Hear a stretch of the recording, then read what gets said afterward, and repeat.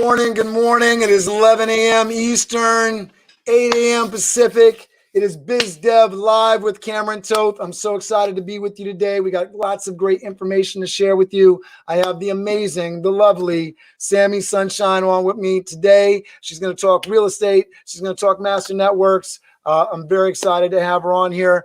Sami Vecchiolla, better known as Sami Sunshine, is a realtor in Westchester, New York, and is also part of the regional leadership for Master Networks, Inc., a local business networking organization. Sami is a motivated self-starter with an engaging personality, which I can testify to, and a passion to help others. She demonstrates this by leading her conversations with, "How can I support you?" and follows through with being a woman of her word, which I can also testify to. Sami, thanks so much for being with me today.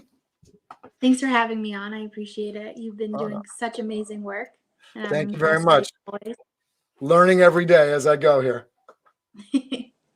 You're such a talent in the region, and we're so happy to have you in Master Networks. But more importantly, I'm excited to have you as a friend. And thank you again for giving me the opportunity to come on. All right, so tell us a little bit about yourself. I know that you've been doing real estate for a while now. I'd love to hear more about that. I'd love to hear kind of how you got into real estate, kind of what the background is, what sort of drove you to that, and also, we can include the Master Networks part of that story in there if you want to just kind of keep it rolling. Absolutely. So I am a real estate agent. I've been a real estate agent for the past 5 years. I love what I do because my entire life I've been searching for a way to help others. And now I found an awesome way to be part of the most important part of people's lives.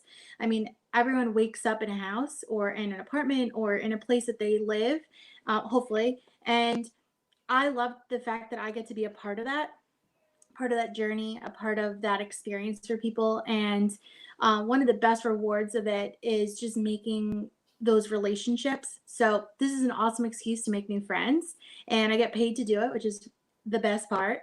And I just really love helping others, and using me as a real estate agent, I have been able to really help communities and business owners through Master Networks by imparting what I'm doing in my business and helping others to do that in their businesses, which is just super awesome.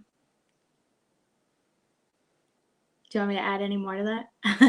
I want to get into a little bit. So, I know that, real estate's been in your life for a while, so I'm really interested in your story. I mean, one of the things, and I love this about Master Networks, because of the encouragement for folks to sort of get out there and with sound bites and that sort of thing, tell their story. So I'm really interested in hearing, because you're always pulling other people's stories out of them.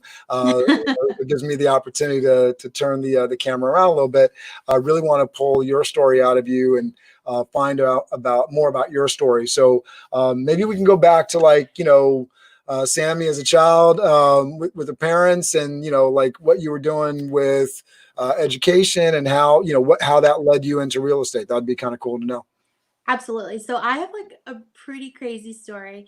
I was raised in a household where my mom was a trailblazer, and she was a hard worker. She's a social worker for the New York City Board of Ed. She's now retired. And my father is I'm first generation American on my father's side. He came here from Argentina at 27 years old, and he started out working in a factory welding furniture and appliances together. And he then moved on and did some other things with his hands. And he was a soccer player, which is super cool.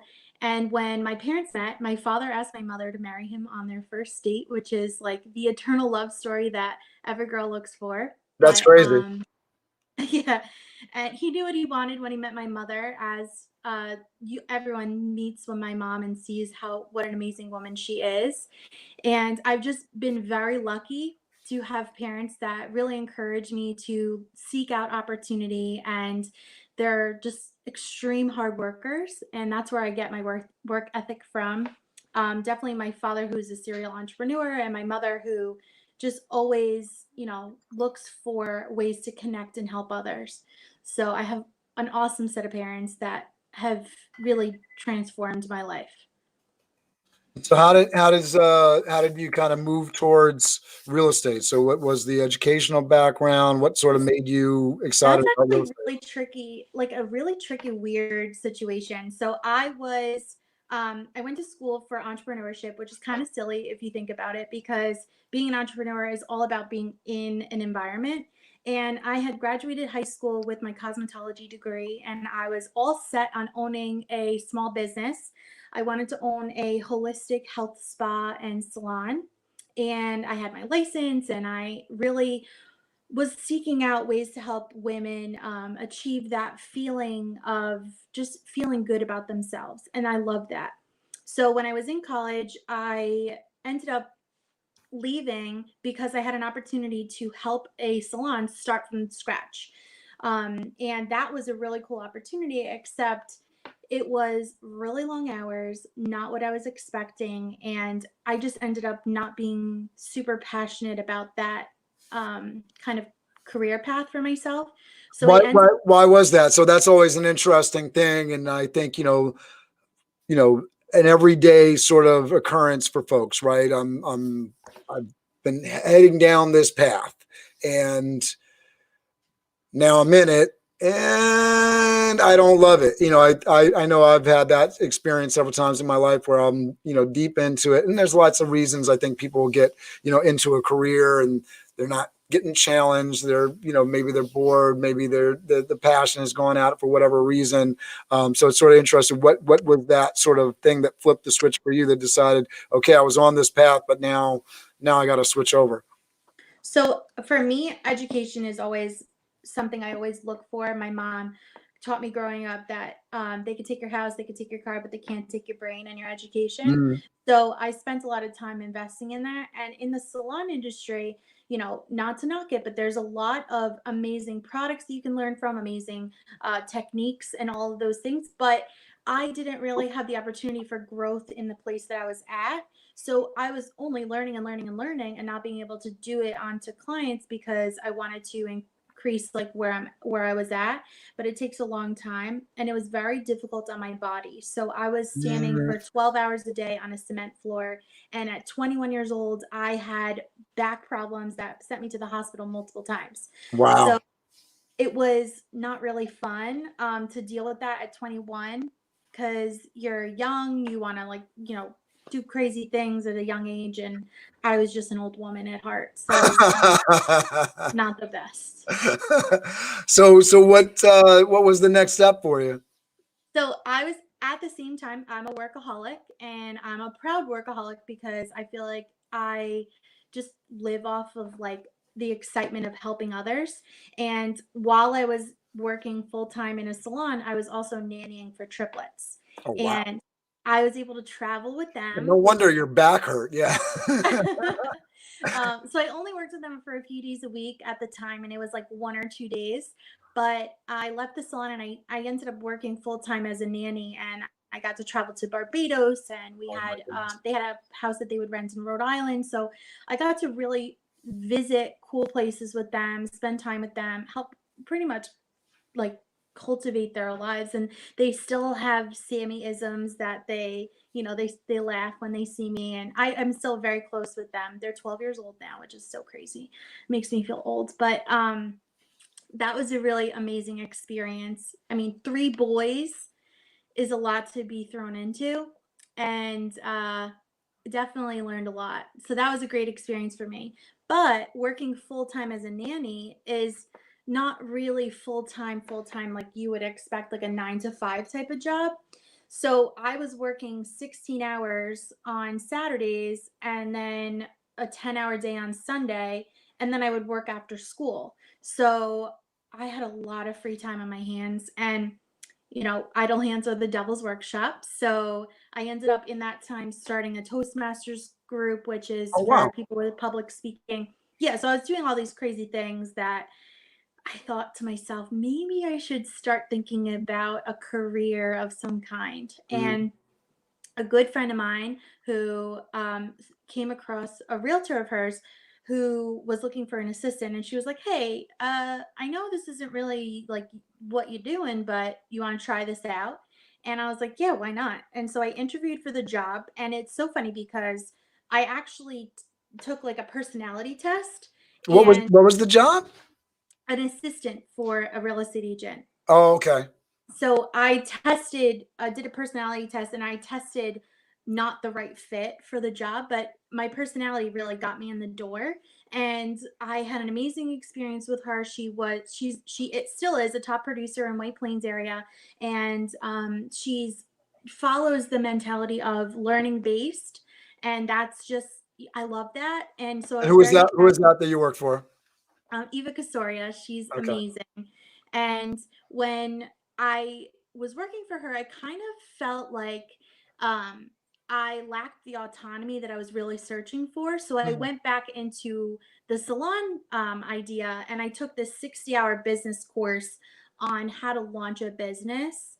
And I was really focused on launching my holistic spa. Now, for those of you who don't know, it costs a lot of money to start a business. And working as a nanny and as an assistant, living at home, luckily, didn't give me a lot of opportunity to save up. So I looked into angel investing, but I really wanted it to be something like it would make me feel more proud to have it all from my own income. So I didn't end up going down that path. And I actually was lucky enough that my brother's girlfriend at the time got me an interview with this woman who was also a top producer in the Yorktown area, which is where I was living at the time, Mm, in real estate. okay. So I was doing the same position for hours that I got to choose on my own. So I had full autonomy, and I was making more money, which is like awesome. And I was able to go into the office at 8 o'clock at night when I'm best in my brain. Like, I'm a night owl. So that was really awesome. And then that's when I decided, oh, maybe I should get my license and do this myself, because I'm seeing all this success from these people that I'm working with who are amazing. And I decided I'm going to do this myself. So within a year, I got my license. And within like 6 months of getting my license, I discovered Master Networks. Okay. So it's how long you've been with Master Networks now? Since 2016, Oh, I wow. joined. Okay. See, now I'm learning stuff. I didn't know that. All right.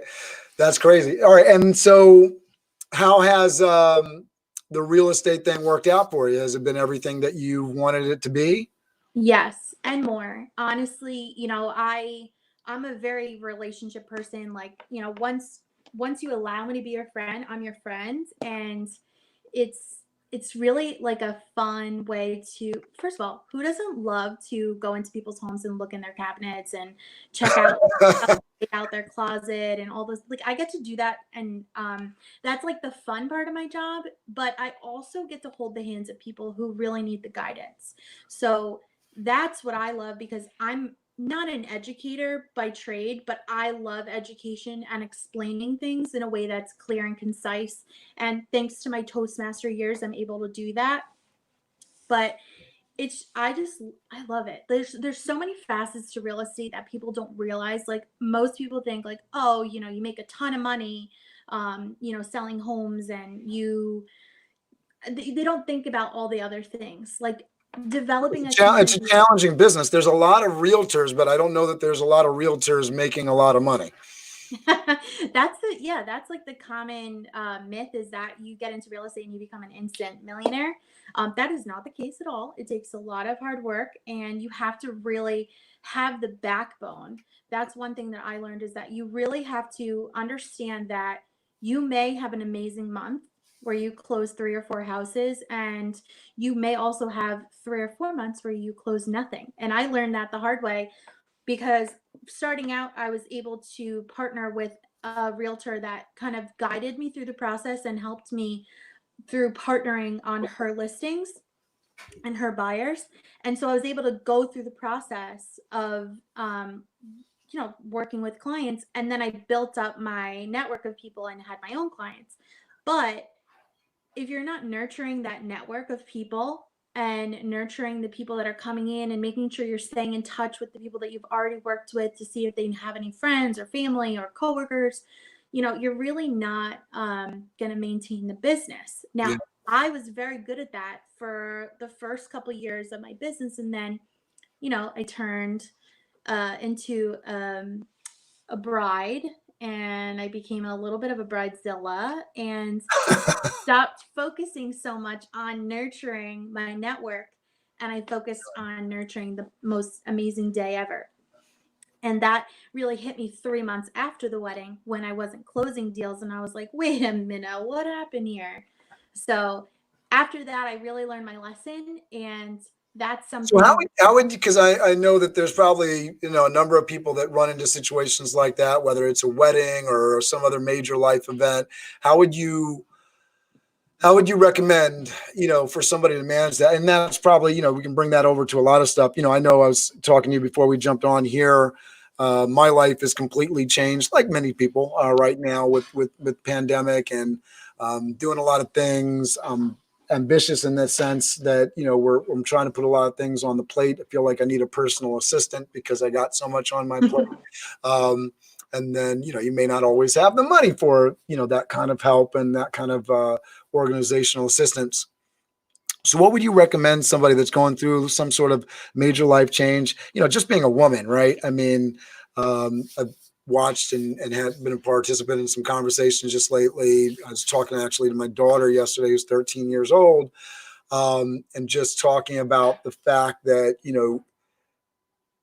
a lot of the challenges that men are going into the industry, they're not seeing, right? They're not seeing the challenge of, okay, well, the biological clock is ticking. I want to have a child, and you know, do I have a child or do I have my career? Because it's not really necessarily an option to do both at the same time, unless you're just fantastically wealthy and okay with nannies taking care of your kids. If you have Sami Sunshine to take your kids down to Barbados, it's not too bad. But maybe for the rest of us, not the same kind of options exist, right?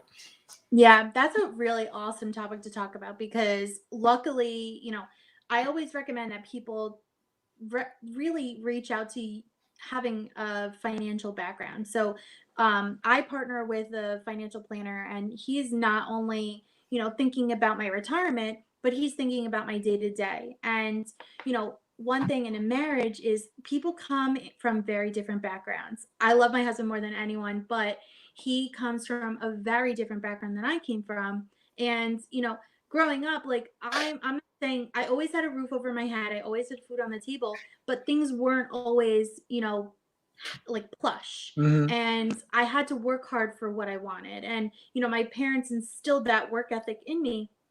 And my husband has an amazing work ethic, but I think he hasn't been as challenged with being resourceful as I have. So that's something that we talk about all the time. Like our risk tolerance levels are very different based on our upbringings. And What's your husband's name?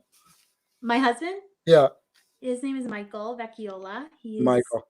he's uh he's amazing. He's the software engineer for Verizon, and he's one of the things that attracted me most to him was that he was 24 years old and had his life together, and not like he didn't think like a 24-year-old. He thought like long term already. Mm. And he, believe me, it was not easy to get him to understand that I wanted to get married and, move along the lines of that. You But didn't follow in your dad's footsteps. He didn't propose to you on the no, first date. took forever. Was I that swear. disappointing to you that he did not propose on the first date? No, no, we dated for a year and a half That's a before. that's a that's a that's a high bar to set for guys. Like, oh, I proposed Yeah, to your mother on the dad. first date, and then you're looking for that first date. I didn't get a proposal. What's going on here? Did I want a proposal? I'm not sure I did, but I didn't get one. All right.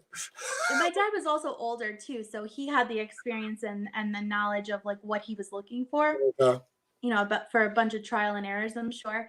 But yeah, like definitely being a female in business can be a challenge because of the idea that, I'm always thinking of other things other than my business. And like, I love real estate because there is so much flexibility and autonomy in creating a life by design and understanding like if I put this amount of effort in, I will get this result.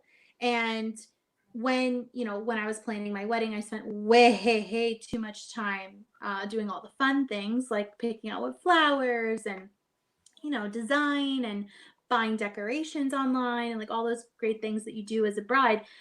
But now I had to really stop and think like, okay, this is where I want to be. This is when I want to think about children and buying a house for me and my husband and, all these different steps in life. I had to think about planning that out and understanding that I may have a plan to have like positively affect 50 clients in a year by helping them buy and sell a home, but that might not be the case. It might be 12, and I have to adjust for that. So I do a lot of tracking. I track where my business is coming from. I tracked who is referring business to me, so I know where to spend a majority of my time. But it's still kind of like a day by day business where I'm always reevaluating. My business plan is very fluid, so I can make changes at any time. And really, I have to say, a lot of my business comes from face to face meetings, which is getting in front of people. And that can be challenging if you're in front of the same people all the time. So, doing interviews like this is awesome for me. And, going to different community events is what I love to do. And it helps me stay in front of an audience of people that are interested. So, But let's get. So I just want to kind of wrap some threads together. So you had the wedding. I want to actually ask a couple of questions on the wedding, but I'll put a pin in it because I think I want to talk about some other things. But what did you do once you had the wedding and you were distracted? You noticed that it affected your business. What did you do to turn things around? And what would you recommend to folks?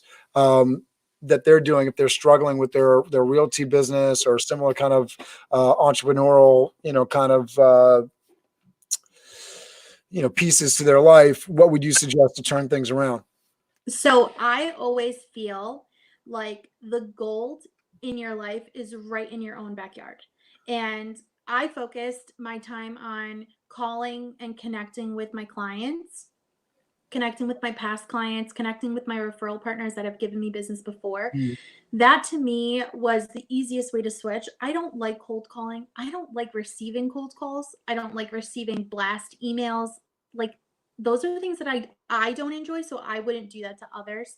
I do have an awesome newsletter with amazing articles that goes out, but I'm happy about that, and you know, I'm proud of that. So I feel like it's okay to promote it, but really there's the turning point for me was I love Brian Buffini. He's like one of my idols.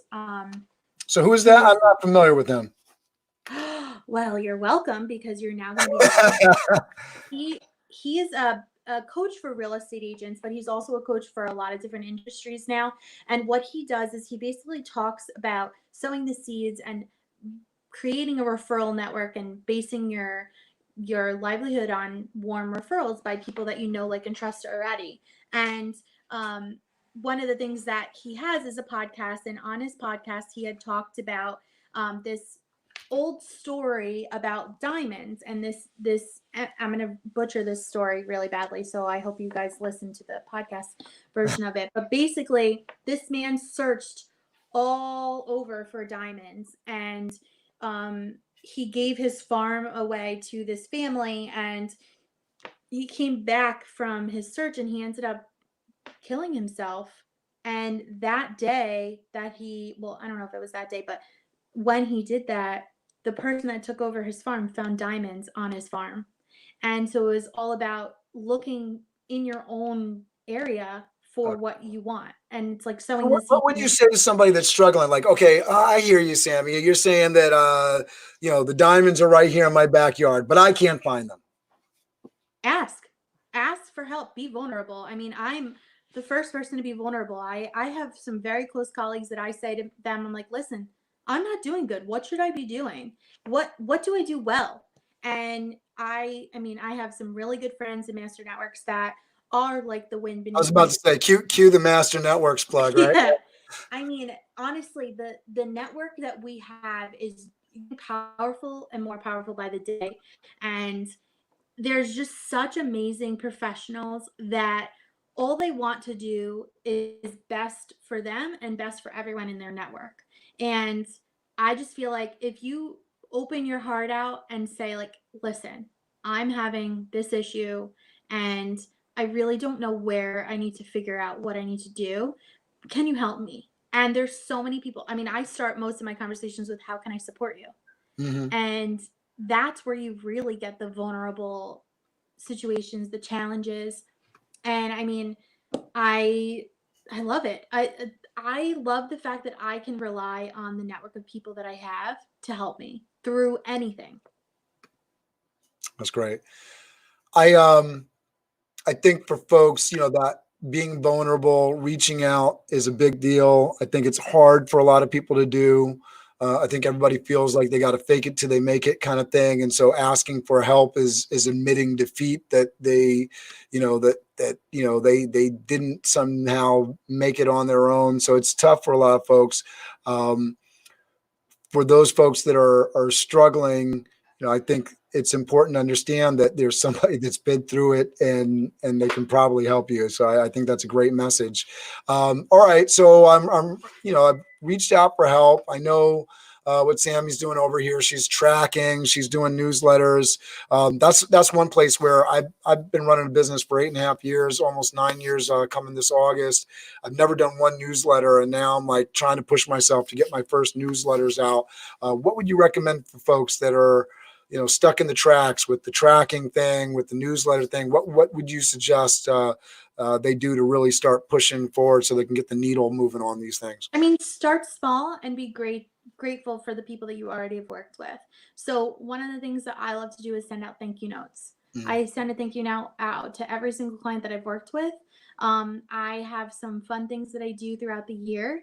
One of them I didn't do this year because I wasn't able to get enough stamps at the post office before quarantine. But I do a St. Patty's Day scratch off, where for all my clients in New York, I send them a scratch off ticket, and I say, may the luck of the Irish be with you. And I just send that. And it's, just a fun way to keep in contact with your people. I try to remember all the birthdays. That's one of the things that I've changed my onboarding process to make sure I get birthdays, Mm. so that I can make it special, because my birthday is the best day in the entire year. And I want everyone to feel that way. So even just being acknowledged, it goes a long way. And thank you cards are the easiest first thing that you can do. Even an email. I gotta bring up my thank you card game. I do them occasionally, but I don't have like a consistent process. I need to have like the stamp ready to go, and the cards right there on the desk, and a time slotted out in the week to do it every week. That's a big deal. Yeah, keep it available, but even keep it available so that when you do think about it, you just do it right then and there. Right. Because I'm not consistent with it as much as I would like to be. I mean, you know me, I'm very system oriented. Yes, I So want to talk I about that too. I want to talk about the tracking and how you organize your schedule, because that's definitely help I could use as well. Oh, absolutely. That's like my favorite thing. So I go to a networking event almost every day. And now through quarantine, I've been going online and doing Zoom networking meetings. So I start my day networking, and following up is super important right away. So I spend the next couple minutes following up. I usually try to schedule a coffee meeting with someone. Now that I'm on Zoom, I just try and schedule someone to meet with me after the meeting. So I'm meeting with typically 5 new people a week. And then each day of the week has a different theme. So on Mondays, I do marketing. That's where I forecast my marketing going forward. I reach into like some of the stuff that I'm doing, and I get more detailed on it. Tuesdays are for tracking, and I have 1 hour set on Tuesdays to update all of my spreadsheets that I track everything on. And they're a little scary, so I don't want to go into too many details on that, because I do track way too much. But it's good because you can't measure what you can't manage what you don't measure. That's the quote. And And I so love this, just to add to this, because I think so many people, and I have my own business, like many folks in Master Networks, but a lot of folks are working for companies and everything. But the understanding that your personal brand and your personal piece of the business, that's your thing. and I compare it to, and I don't do the tracking like I should, but I know what my goal is, and I know what race I'm running. And I think a lot of people don't even know which track they're on, right? They don't even know where the finish line is. They're not going to ever be happy because they don't know where they're going. So setting that and then tracking towards it and setting small goals and then hitting that goal, it makes you happy. Just Well, and about that's why I keep my business plan so fluid, because if I'm doing an activity and I'm tracking it and I'm seeing it's not giving me any results that I want, I'm going to get rid of it. That's like a waste of my time. And I'm going to switch to spend more time on something that is giving me business and is making, more of an effort. And like it's always consistently changing. But I think starting small and just tracking simply where is your business coming from, adding that one question when a person calls you and says they want to do business with you. Hey, how did you get my information? And if you already know it, write it down, because number one, you should be thanking, if it's a person who gave you the business, thank you so much for thinking of me, because hello, you wouldn't be in business without that person. right. And number two, so you can consistently reach out to those people that are giving you the business. Like I have a couple clients that have given me 3 or 4 deals in my career. That's huge. That is so huge. That's a lot of And money. most agents aren't focused on their existing network. They're focused on Zillow leads and getting new business, but those people don't know, like, and trust you already. And the trust transfer that you get from, hey, I really want to introduce you to Cameron. He is the best event staffing person I have ever met. And he's so passionate about what he does. I really think that you need to talk to him before you plan your event. Boom. Is that person going to call you? Of course they are. First of all, because I recommended you. But second of all, because they trust you based on what I've just said. I love it. And, one of the beautiful things of networking in general, the idea of connecting people, I've been getting a lot of joy and passion because I've been doing these Biz Dev Lives at 11 a.m. And I'm meeting a lot of people and hearing stories. And when you hear somebody's story, it's like, oh, that person would be great if they talk to this person. And you just get that kind of information that you wouldn't get from a normal, regular kind of conversation. So I really appreciate that opportunity. And then I'm doing this alumni connections project with the A. Philip Randolph alumni. And, it's so crazy because I just had a conversation with Carolina Saavedra, who was the class of 2009 at A. Philip Randolph. And she is a chef or does chef stuff. Her family has a restaurant. I've known a little bit about this, but she's actually working just kind of down the road in Terrytown at Stonehill Blue. What is it? Blue Hill Blue Stone Hill Barns. Bar. And I didn't know, but because of this alumni connections project, because we're reaching out and touching base, she's right around the corner from me. I know her very well from 2008, 2009, and her experiences at Randolph and help with the process for college and career.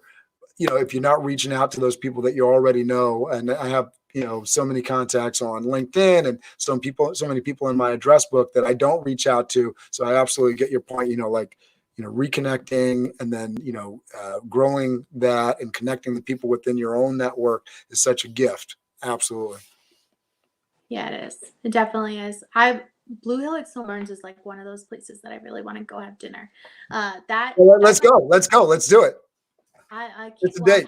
I have to Double bring date. my husband. He's such a foodie. He's Yeah, like yeah. he's been the quarantine chef of all times. I swear. He That's awesome. made veal ossobuco one night and all these amazing. I don't like veal, but he made it and it was delicious. So It sounds like I need to come over to your place after the quarantine. That sounds good. he's a great cook. That's awesome. All right, so I know we talked about growing the network. What is your tips and tricks for closing the deal? I know anybody that's a realtor and that really is struggling to make that happen. That's going to be information that they really want. So, what's your trick for closing the deal? Whether it's somebody that's coming to you to sell their house, or it's that person that is making that purchase. I'm super patient. So I think understanding the needs and the values that the client has. I mean, I ask most of my sellers, like, what are you looking for in a realtor? Because I want to understand, are they looking for someone who will negotiate for them to get the best price? Are they looking for someone who will take care of their needs and listen to them? There's all these different facets of being a real estate agent that I want to make sure that I'm hitting the nail on the head with them and giving them the value. So I think understanding who you're working with is key to everything. It's not about, for me, it's not about the transaction. I have buyers that I've worked with that took a year and a half to buy a house. Now, is that the most ideal situation? No. But do I want to be selling them a house that they're not going to love? No, I don't. And I don't want to be the name attached to a house that they hate. So I'm not going to force them into anything. And that's really big because they say the National Association of Realtors says that 80% of buyers or clients would reuse the realtor that they used originally, but most of the time it's like 12% actually do because people are not staying in touch. Right. So for me, I'm staying in touch and I'm making sure that I'm giving them the value that they want, the experience that they want. It's not so much about me. I'm just the vehicle to get them to the finish line. And that's what I have to keep reminding myself often. That's great. Just to give you a heads up, Amber Joe says you're amazing, Sami. I can't pull these comments on because I think they're actually on your channel, on your Facebook feed. Jerry Ann Passarelli, who I know from working with Standing Room Only back in the day, says Sami is my cousin. Jerry Ann Yeah. Passarelli. So I know Jerry Ann. So because she's twins, right? Yep. She Yeah, lives right yeah. So I know both of them from back in the day. It's kind of cool. So the Hey guys. connections that come up when you're doing this kind of stuff that pop out into the open, right? Talk to me about in terms of because I absolutely agree. If I'm dealing with somebody and I've been a little bit into the real estate, that hard sell approach just never wins me over. Even if somebody seems like they're talented at that job, that hard sell thing is just like, that's not what I want. I want somebody that's going to give me the options and let me make the choice, not push it on me because I want to feel like I'm making the choice, right? Well, I'm the advisor. I'm not anything but a vehicle. So I'm giving you my expertise, my professional opinion, but ultimately you're the one making the decision. You're the one driving the car. I'm just holding you in and making sure that you're not going to crash. And that's really like the process. I mean, I can advise you not to put in an offer under asking because it's a multiple offer situation and that's not going to help you. But if you're not comfortable with that, then you're not going to do that. And I'm going to put in whatever you feel comfortable with. So I think that's like the hard sell works for some people who are just like bing, bang, boom, let's get this thing done. But that's not really my approach. If I have to be that way, I will, but I usually am not. I'm very, I love. We were talking about. We were going back and forth a little bit. I think on Facebook with Barbara Corcoran's story, and I was saying, love. yeah. I was saying that a couple of my favorite parts. One, the sock drawer, which just because there was a lot of kids, and I have 4 kids at home, so that just I related with that a lot. But the other one, I said the puppy store where they created demand, and you had said the building where they sold all the units. So that was the same story, that puppy story. So that bringing it back to the old timey, like, okay, they got puppies to sell, and how are they going to create demand? You don't want people to haggle you down, and creating demand. So I think there's room to be slick. There's room to be a good salesperson, and a way to set up, things to be sold without being that hard salesperson. And I loved that story with Barbara Corcoran because it wasn't a situation where it was like, you have to buy now. She just created a situation where it felt urgent. And I love that kind of difference because, you can still be slick in the marketplace and do things in a way where, if you get enough eyeballs, it's absolutely the truth. Listen, if you buy the place, you'll have it. If not, there's somebody right behind you coming, right? It's just smart business. So I love that piece of the story. When you're going out and you're working with clients, what are you telling them in terms of like how to research the best deal and find the best property? So that's really awesome question. I think I want to go back to the story with Barbara Corcoran. Sure, yeah. The number one thing in any negotiation is don't give away all your information. Right. and don't talk too much. That's something that I do often is, especially as a listing agent, because I'm protecting my clients from giving away all the information. So, do we have multiple offers on the property?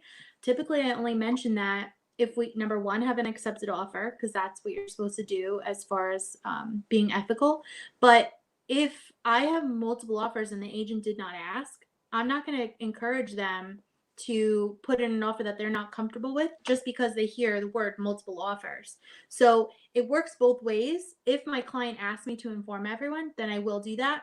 But to be honest with you, unless it's a highest and best situation, that's not always the best idea, because if a buyer is interested in putting, let's say the house is worth 400,000 and they're interested in putting 385, right?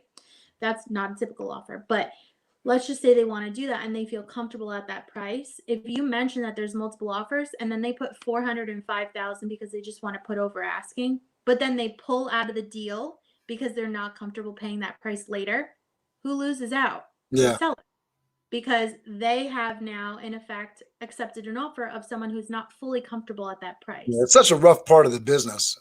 It is. It really is. And Westchester has seen such crazy amounts of like just crazy amounts of offers. I mean, I had a house in White Plains. This is probably my favorite house that I ever sold.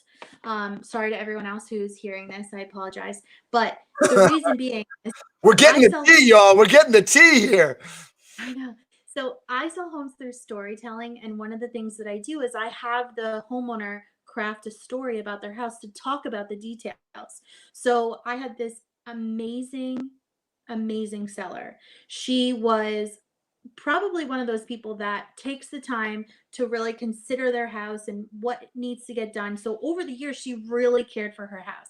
It was evident that the house is well taken care of. And she wrote a story about how the garden in the front is all on the same type of pH level. So none of the plants that are in that garden compete for nutrients. Also, she said how the basement in the 20 years that she's lived there has never seen a leak. So it helps the buyer understand more about the property. But my favorite part of the story was how you could see fireworks from the attic. And there was a beautiful walk up attic in this house. It was a center hall colonial home built in 1924 when homes were built to last forever. And just the story captivated so many people. We had 8 offers, all over asking, and a majority of the offers wrote a letter back to the seller saying, "Thank you so much for the story. It really captivated me and made me feel like I was home." So it creates that emotional bond. And my secret to that is that when you're purchasing something and it's too transactional, you don't have any emotional investment in the property. So it doesn't matter if you lose out. But if you have an emotional investment in a property, like you love the fact that the attic you can see fireworks, or that, you could see your family growing up in a place because XYZ in the story, you're creating that bond to a home that normally would be listed 4 bedroom, 3 bathroom, and 2,400 square feet. So it's a very different experience, and that's what I want to create. That's awesome. I know stories sell, right? I mean, I think we hear that, but I think it's hard if you're not deeply ingrained in how to do that with each property. But folks that sell properties, they tell stories, right? I mean, that's just Yeah, and now I have a professional writer that I work with. really, He's fantastic. So he actually interviews them. He's not from around Westchester, so I have him call them and they do a 30-minute interview, and basically they craft the story. And he did it for a listing that I had in Peekskill, and it was so fun because I didn't know this, but my clients, their son proposed in the living room, and that's like such a sweet thing to have, like such wow. joyous memories. And how they the wife went to go get her nails done and she came home with a puppy, and it's just like one of those things that you like, oh wow, like I can see that happening, and all these things. So you're making the house now a home, Yeah. and it's a great experience. I'm very lucky that I have such amazing clients. I mean, I've really lucked out in the business, because I know some of my friends who have not had such awesome experiences like myself. Yeah, absolutely. I want to shout out Dave and Sessa here Sami Vecchiolla is awesome. She's knowledgeable and a pleasure to be around. And my guy, who thank you for watching, Mark Sibley's People Buy with Emotion. I think that's absolutely true, right? All right, so Thank let's you, talk. for Yeah. what you're so sweet. So talk to me about the difference that Master Networks has made in your business.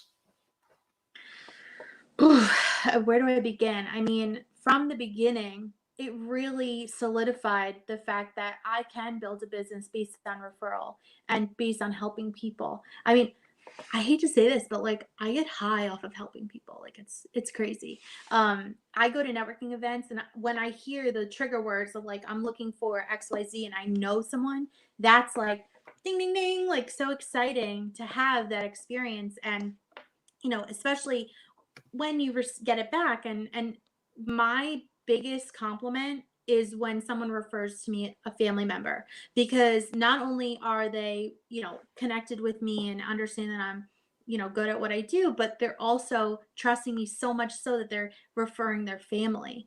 And family is like tough business to get, so I'm like so proud anytime someone chooses me and decides to work with me.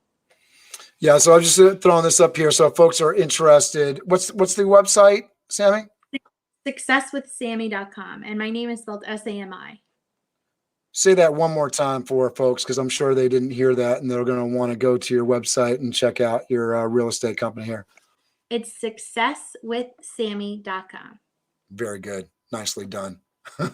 All right. So if you go on there, you can see the listings, the places that she's selling. Check it out. Go to, did I get it right? Successwithsami.com. Is that what it was? Yep, that's what it is. And All you right. can actually see my floating testimonials, which is so fun. They like rotate through Okay. Yeah, I see. right there. Yeah. Right. Eventually I'll be adding videos. I know my manager will get mad at me for not doing that already, but it's tough keeping up with all the social media and all that jazz. Talk to me about Master Networks, and I know that you talked about what you enjoy there, and folks sending clients to you. I know that you're doing some work with Master Networks, just for Master Networks. So what's that experience like, and what would you say to somebody that's looking to join a networking association about why Master Networks might be the right place for them? So I think it all comes down to you as a person and what your personality is like. I wouldn't recommend Master Networks to just anybody and everybody. I think it's more catered to the people who are genuinely learning based and community minded. Mm-hmm. If they're focused on developing relationships to help others, this is going to be a perfect place for you. But if you're just focused on, I need a referral, I need money, I need this, I need that, it may end up not being right for you. And that's okay. It's not for everybody. And what I love about Master Networks is the can-do attitude that everyone has. And that's some very precious thing to take care of. And my experience is, when I started in my business, I had the opportunity to join Master Networks, and the secret that I kept, I guess, is that I didn't even sell anything under my belt alone yet. When I joined, they'd never asked. So, I mean, I guess that's not something that we should advertise, but whatever.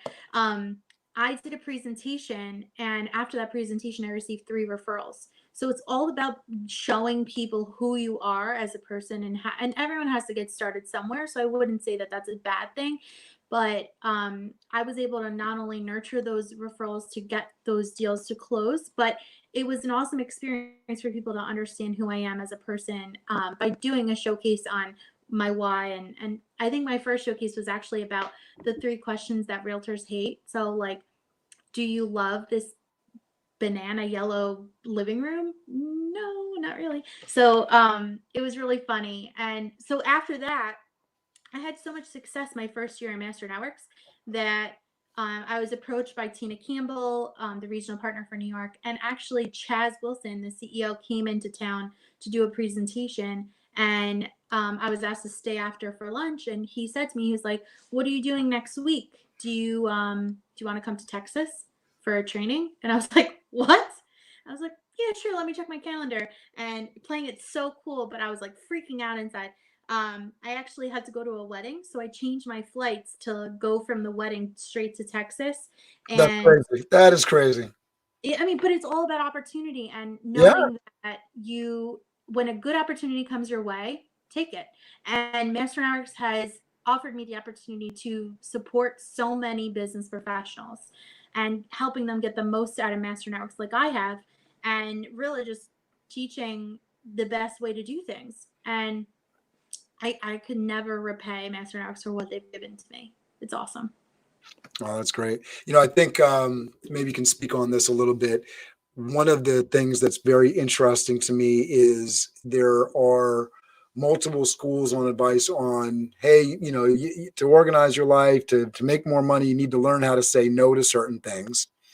And then there's the power of yes, right? So, and sometimes those are on different tracks, but I think there's a little room for both. So I'd love you to speak to that. Before you answer that, though, I just want to say, put it out there to our audience. Hey, if you have questions for Sami about her, I know there's a lot of fans and folks that love working with Sami. If you have a question that we can get to, I'd love to ask it for you. And then questions about real estate, if there's something that I didn't touch on, which I'm sure there's a lot I didn't touch on. Maybe Sami, you can help me out in that respect if you think there's something else that you want to talk about there. And then any questions about networking and master networks, we'd love to answer for you. So, folks, if you're interested in getting some answers to questions, we really want your participation. With that said, what's your take on the whole saying no and saying yes thing? Because I know you absolutely, in that situation with Chaz, yes was a big deal. And I think for a lot of folks, they're saying yes to the wrong things and no to maybe things that they probably should have said yes to. And, how do you get from that place where you're, you know, taking advantage of the right opportunities and saying no to things that are a waste of your time? So I just want to put a disclaimer. I'm a sucker for travel. So any opportunity to travel anywhere, I'm in.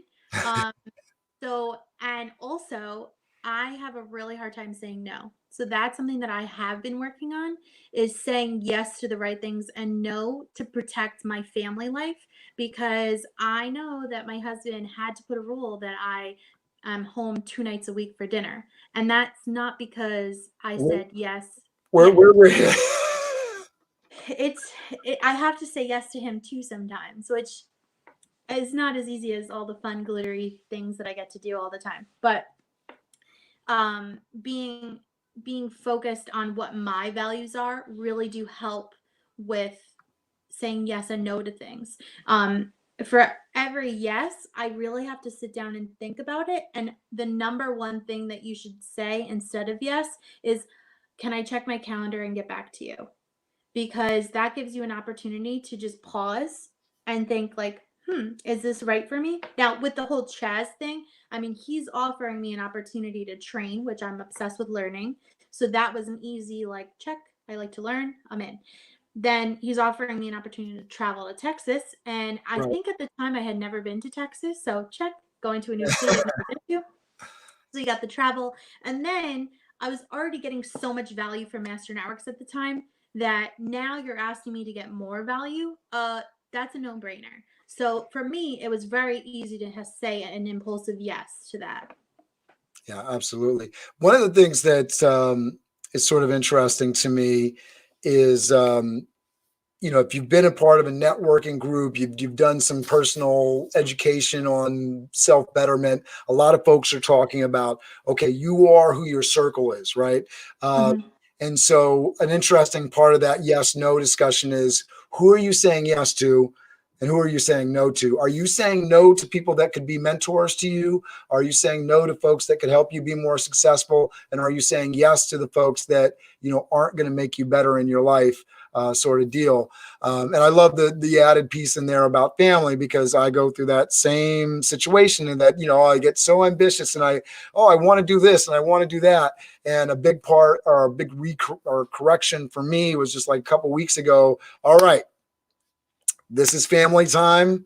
This is this hour of the day that, in the middle of the day that I'm going to spend with kids. So one of my, three older children can sign up for a lunch hour on one day a week each for them, to allow some family time and personal one-on-one time for each of them, so that there's actual work-life balance, which is so difficult for so many people to find. That's such a fallacy. There's no such thing as work-life balance. It's always about doing what's best at the moment. And I mean, my life changes day by day, month by month, and like I don't sit and say that I am having the best work-life balance ever. No, there are times where I'm super exhausted, and then there are times that I'm up till 2 o'clock in the morning because I'm so excited about something that I just have to do it right then and there. So I feel like it's not about work-life balance, it's about happiness balance and making sure that you're hitting on all of those things that make you happy, like friends and family, like business, like, you know, self-improvement and taking care of yourself. I mean, that's something that I've been doing much better at this year. Ever since I got married, I kind of reevaluated everything, and mostly because I mean, there is such a stigma like when you get married, like it's not really different, but you do have to take it another level. Like you do have to now think about somebody else. And that's huge. And I mean, it's a great start, I guess, for one day being a future parent. I have to think about other people other than my own excitement, my own great things going on. It's a definitely a whirlwind to consider. But my husband is luckily one of the most supportive people in my life. He, right from the beginning set himself apart from the other guys I was dating by not being scared of me being an entrepreneur and figuring things out. And he has not, he's been very steady ever since. And that's something I'm super grateful for sure. So having the right people, I guess, in your corner is super important to your success. That's awesome. If there's folks that are watching this today, and they've been with us, I can't believe it's almost been a complete hour already. Oh my God, really? Yeah, Wow. yeah, it goes fast, right? Oh my God. What would you really want them to take away, from knowing you and understanding, you're in realty, you're in master networks. What's the big takeaway you'd love people to kind of walk away from this experience with today? Eventually, I'll write a book on this, but everybody is a diamond, and each facet of your life, you're shining a side of your diamond to help yourself be the best that you can be the shiniest one you can be. And just always understand that they have that phrase like diamond in the rough. Just remember that if you're going through a rough patch, there are always little things that you can do to make those steps going forward. Shine out that one side. It may not be shiny on all sides, but at least you have one side, and then you build from there. And that's something that, I don't have all of my life put together. I don't have everything that I mean, I'm not perfect, and I don't want to be. I like that I'm imperfect and that I do have struggles and that I do have challenges, but I know that I do what's best for me at the moment with the information that I got, and that's what everyone can do. That's all you can do. That's awesome. So, I think along the lines of that diamond thing, I definitely have that reoccurring theme lately. Like, everybody's story is unique and it's valuable, and you have something to say. And it's really important that you understand that. And we want to hear your story. If you're somebody that has a business and you're into networking, get in touch with Sami. Come be a part of Master Networks. If you're community minded and learning based, you want to learn. That's one of the great things that I've gotten out of it, is that I'm working on me and being a part of something that allows me to work on my business. I'm a part of many associations. And there's the networking aspect. There is the community aspect, but there isn't necessarily the working on me and my business aspect that is there and present with Master Networks. And I'm so appreciative of that. And I'm very appreciative. And this is something that, whoever you're going to work with, right? Whatever relationship you have people that care about you, that are warm, that are genuine. And I feel like you're absolutely that person. Tina is absolutely that person, and it's been a great home. Pasquale Palumbo, who is the leader of my chapter in Pleasantville, he invited me in. Just the type of person that cares about other people, almost to a fault. I definitely heard when you said I'm working on the saying yes too much. If there's a problem to have, that's a good one to have, right? Yeah, absolutely. All right. Tell them where they can find you on the web, Sami. So the best way to reach me is on Instagram. I'm like on Instagram way too much, especially now. But also right, give us that Instagram tag, and I'll pull it up on the screen for everybody, and you can keep going. It is at Success with Sami. That's pretty much my handle on everything. And LinkedIn, I'm pretty often on LinkedIn, and also Facebook. I typically post on Facebook for more family oriented things. Instagram is more me, like my whole entire personality from start to finish. And then LinkedIn is more of the business side. So you get all different sides of me on all different social medias. But Success with Sami is the handle. I'm pulling up Instagram right now so everybody can see all your fabulous Instagram posts. Give me 1 second. I love it. I have like a secret skill of graphic design, and I love creating graphics for it. So that's something that I always do too. Oh yeah, there I am. So you can connect with her here. Success with Sami on Instagram. Let's blow her up. Let's make her go viral, everybody. All right. Check her out on Instagram. And then see all the fun stuff I do. What's your name on LinkedIn? I was having a little trouble finding you earlier. Oh, it's Samantha Vecchiolla. My name has 2 L's and 2 C's, which is kind of a challenge. My whole life I always wanted to marry someone with a shorter last name. And I just realized I spelled it wrong on the screen the whole time. That's okay. I'd rather you spell my last name wrong than my first name. That's like. All right. Let me see if I can pull up the LinkedIn and then let people see that. What'd you think of this? Ask more about the wedding because you're so into events. Oh yeah, so let me ask about that because I did write some questions down. So I know that you said you spent too much time. So when you got to the end of that process, what was really important in your wedding planning? Like, what do you feel like you really needed to do, and what was time not well spent? That's a great question. So I always wanted a backyard wedding at my parents' house. That was the feel that I wanted to have. And, I luckily married into the most amazing, humongous Italian family. So I wasn't able to have a backyard wedding because there's way too many people for my backyard. But I was able to kind of simulate that by having it at a mansion in Westchester. And I wanted to make it my home. So I included wedding photos from a majority of the family members' weddings so that it was like as if you were in my living room. And I wanted to create a feel where you didn't have to listen to the music if you don't want to. If you wanted to just sit and eat, you could, and have conversations. So I tried to kind of create an environment as if you were in my home, because that's what I love. I love to entertain. I love to have people over, and I wanted to make sure that it wasn't so like event like, but it was clear that it was a wedding and that you were welcome into my life. And that was so important for me and for Michael, because Michael is very different from me. I'm an extrovert, he's an introvert. And I really wanted an environment that he would thrive in. And I know through dating him that having a kind of like a more open environment and like have options is better for him. So that's why I wanted to do that. I think the thing that I wasted the most time with was probably figuring out the little details. Ultimately, you're planning a 5-hour party. It's supposed to be the best day of your life, but again, it's a 5-hour party. 5 hours. So to spend like, $3,000 or $4,000 on one type of entertainer that may or may not work, like it's kind of silly. And like, so I really cut down a lot of the things that were just a little ridiculous. I focused on food.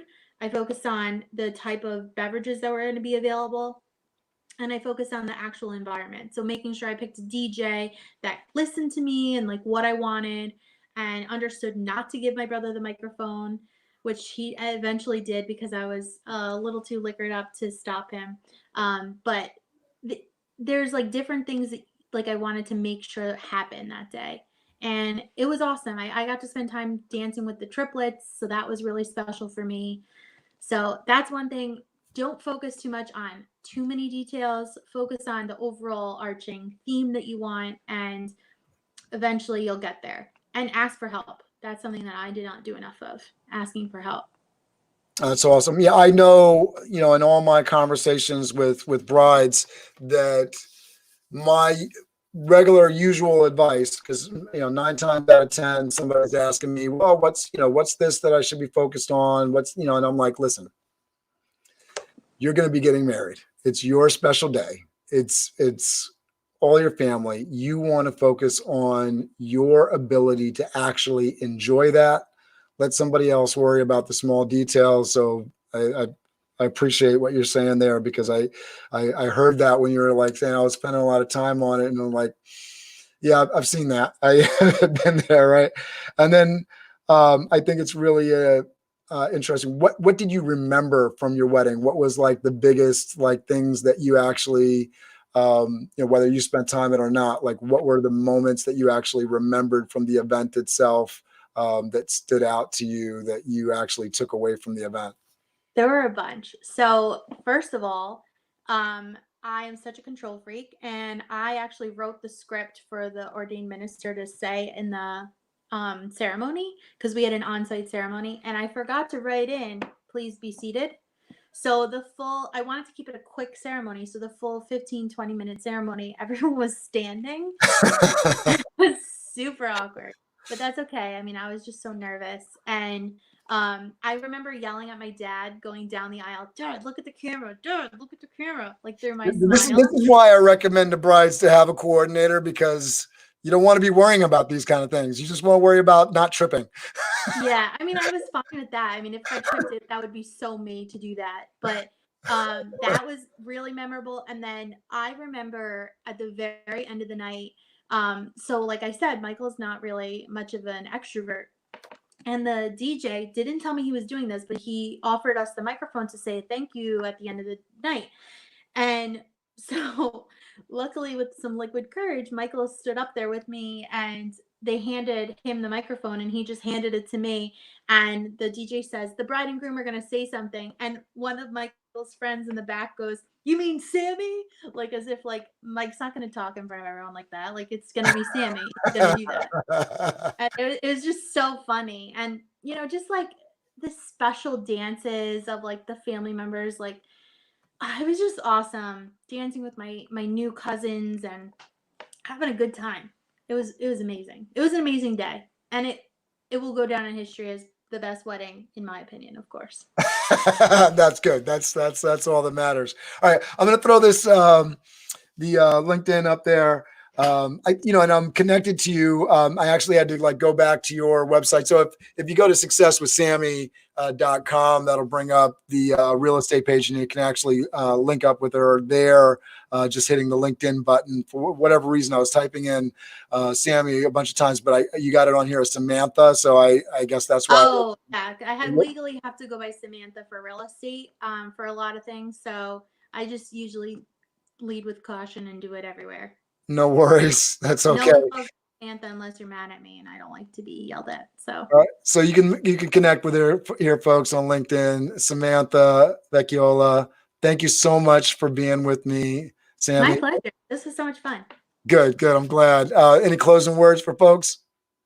Definitely connect with me and let me know how I can support you. I'd be happy to meet new people. That's like my favorite thing to do. All right.